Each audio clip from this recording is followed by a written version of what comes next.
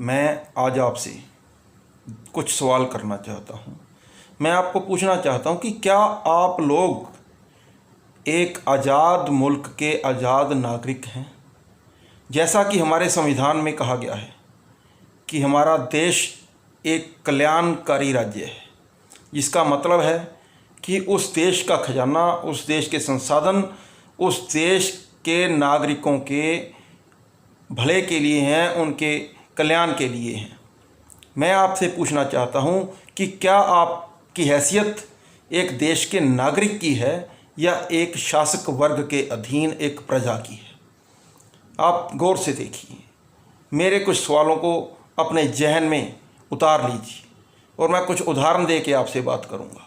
आप उनके ऊपर गौर करना, बैठ के सोचना, फिर मेरे को बताना कि आपकी हैसियत क्या है, आपका रुतबा क्या है। मैं कुछ उदाहरण आपको देना चाहता हूँ।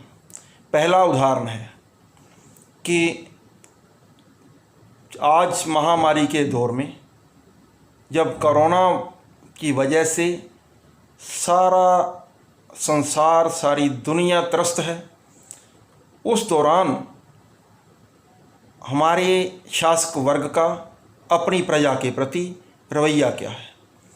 आज इलाज के लिए जो मेडिकल साइंस के संसाधन, जो इक्विपमेंट्स, जो औजार हमें सरकार द्वारा मुफ्त में मुहैया कराए जाने चाहिए थे, उन औजारों के ऊपर, जिनमें चाहे वो वेंटिलेटर हो, चाहे दस्ताने हों, चाहे कोई और औजार हों, उन पर 18% तक GST वसूल किया जा रहा है। दूसरा उदाहरण मैं आपको देना चाहता हूँ। हमारे देश में टोल टैक्स व्यवस्था लागू करके सड़कें बनाई गई। जब भी कभी मौका आया, मैंने इस व्यवस्था का विरोध किया। जब हम कार खरीदते हैं, उस कार खरीदने के वक्त हमसे टैक्स वसूला जाता है, GST, वैट सब कुछ लिया जाता है। फिर जब हम उस कार की RC बनाते हैं, उसका रजिस्ट्रेशन करवाते हैं, तो उस वक्त one time tax, road tax के रूप में वन टाइम टैक्स हमसे लिया जाता है। जब हमने एक बार रोड टैक्स के नाम पे टैक्स अदा कर दिया, तो फिर हमारे से टोल टैक्स के नाम पे वसूली क्यों? कुछ दिनों के लिए टोल टैक्स बंद किया गया। अब 20 तारीख से फिर वो टोल टैक्स की लूट शुरू हो गई, और वो भी बढ़ोतरी के साथ। बंद तो वो टोल बैरियर 15 दिन रहे होंगे, 20 दिन रहे होंगे, और बढ़ोतरी के रूप में वो लूट सदा करेंगे। आज के बाद लंबे समय तक वो लूट करेंगे।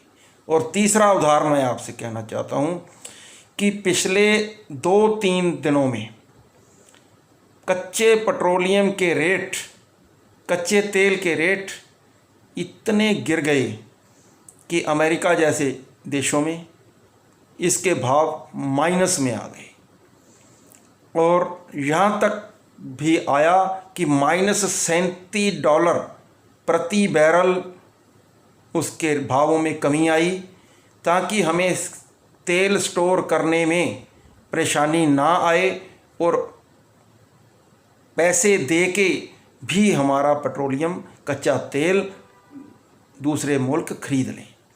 ऐसी अवस्था में हमारे देश में आज, जबकि ज़्यादातर जो साधन हैं, जो मोटर व्हीकल साधन हैं, वो बंद पड़े हैं, लोग उन पर सफ़र नहीं कर रहे हैं, प्राइवेट ट्रांसपोर्टेशन बंद है, सरकारी ट्रांसपोर्टेशन बंद है, केवल और केवल किसान अपनी कृषि के कामों के लिए डीजल और पेट्रोल की खपत कर रहा है।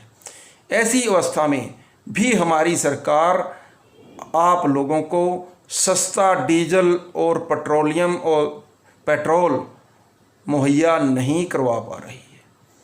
क्यों? इतने भाव गिरने के बावजूद भी आपसे इतने ऊंचे दाम वसूल किए जा रहे हैं।